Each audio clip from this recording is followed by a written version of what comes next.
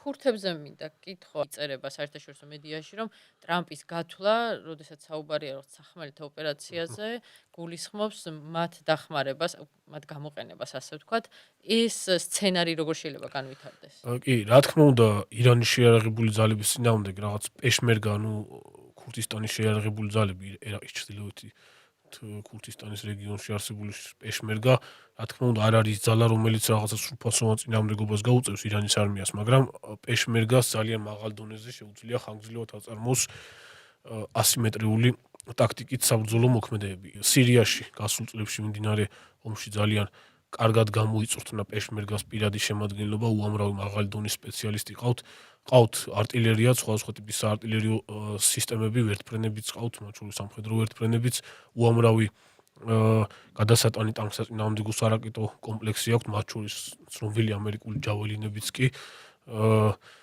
ახლო მანძილზე მოქმედი გადასატანი საზეიმტო სარაკეტო სისტემები, მოკლედ ყველანაირი შეიარაღება აქვთ, რომ ტაქტიკურ სივრცეში აწარმოონ საბრძოლო მოქმედებები. ზოგადად მათი საშტატო ორგანიზაციული მოწყობაც ესეთია, რომ ტაქტიკურ სივრცეში არიან, უფრო ტაქტიკურ სივრცეს აითვისებენ სხვადასხვა არეალში შესვლის შემთხვევაში.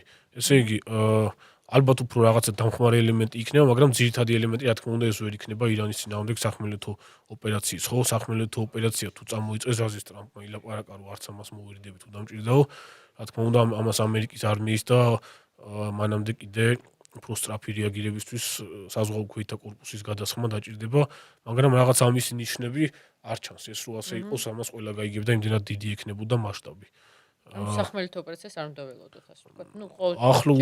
უახლოეს კვირებში არ უნდა ველოდოთ და რაღაც ბრძანება თუ გაიცა, ალბათ მომენტალურად დაიწყებენ გადასროლას. ნაწილი ევროპიდან იქნება და უფრო დიდი ნაწილი შეერთებული შტატები. ირანის ტერიტორიაზე. ანუ სხვადასხვა მიმართულებიდან ალბათ სპარსეთის ყურე უფრო და შეიძლება ერაყიდანაც.